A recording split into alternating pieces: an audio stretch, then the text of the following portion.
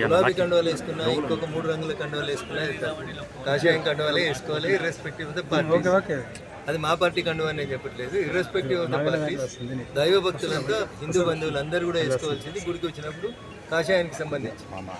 ఇంకా దాంట్లో ఎవరో పింక్ వేసారు, ఇంకెవరో 3 రంగులు వేసారు, ఇంకెవరో ఆకుపచ్చ వేసుకున్నారు అంటే ఆ దేవుడు ఒప్పుకోడు, కమిటీ కూడా ఒప్పుకోడు. బేసికల్గా దేవస్థానాల్ని రాజకీయాలకి దూరంగా ఉంచి భక్తులు దానికి ఒక కమిటీ ఆధ్వర్యం లోపల నడిపితే బాగుంటుంది అనేది రచించారు.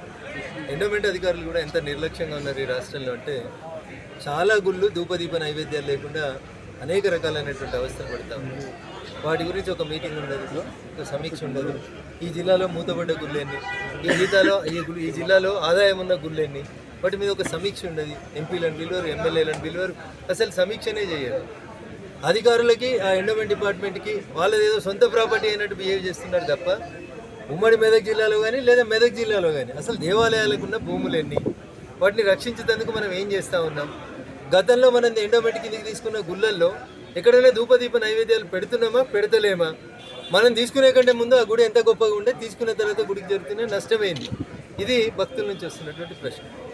సో వ్యక్తులు గుడి పేరు మీద, చారిటీ పేరు మీద ఎవడైనా తప్పు చేస్తే మనం చేస్తుందే భగవత్ కార్యక్రమం చేస్తూ ఉన్నాం.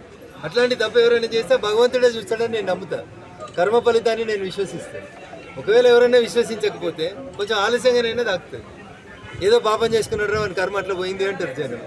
కాబట్టి దయచేసి గుడి పేరు మీద ఎవరు రాజకీయం చేయొద్దు, గుడి పేరు మీద ఎవరు డబ్బులు మిస్అప్రోప్రియేట్ చేయొద్దు.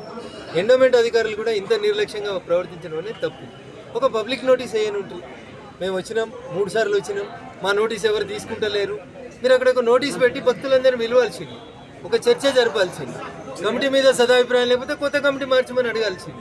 అంతేగాని ఇట్లా ఎమ్మెల్యేలు చెప్పిరానో, ఎంపీలు చెప్పిరానో, ఇంకేదానో అర్ధరాత్రి అపరాత్రి నుంచి మీరు గుళ్ళనన్నీ ఎండోమెంట్ అని ప్రకటించడం అనేది దురదృష్టకరమైనటువంటి విషయం. దీని విషయంలో సంబంధిత ఎండోమెంట్ కమిషనర్ వెంకట్రావు గారితో, సంబంధిత మంత్రి గౌరవనీయురాలు మొన్నటి వరకు మన జిల్లాకి ఇన్ఛార్జి మంత్రిగా ఉన్నటువంటి శ్రీమతి కొండా సురేఖ గారితో మాట్లాడతాను. మీకు అందరికీ తెలుసు పార్లమెంట్ నడుస్తుంది కాబట్టి వర్కింగ్ డేస్లో నాకు కొంచెం ఇబ్బంది ఉంది. అందుకని సోమవారమా మంగళవారమా కమిషనర్ గారితో మళ్ళీ మాట్లాడుతాను. ఇప్పుడు మీ ముందు కూడా మాట్లాడే ప్రయత్నం చేసినాం. ముఖ్యమంత్రి గారి దగ్గర మీటింగ్లు ఉన్నారని వారు తప్పించుకునే ప్రయత్నం చేస్తున్నారు. కాబట్టి ఖచ్చితంగా మెదక్ పట్టణంలో ఉన్నటువంటి రామాలయం విషయం లోపల రాజకీయాల్ని పక్కన పెట్టి దైవ సన్నిధులకు వచ్చేటువంటి భక్తులకి సరైన న్యాయం జరిగే రీతిలో మెదక్ పార్లమెంట్ సభ్యుడిగా ఖచ్చితంగా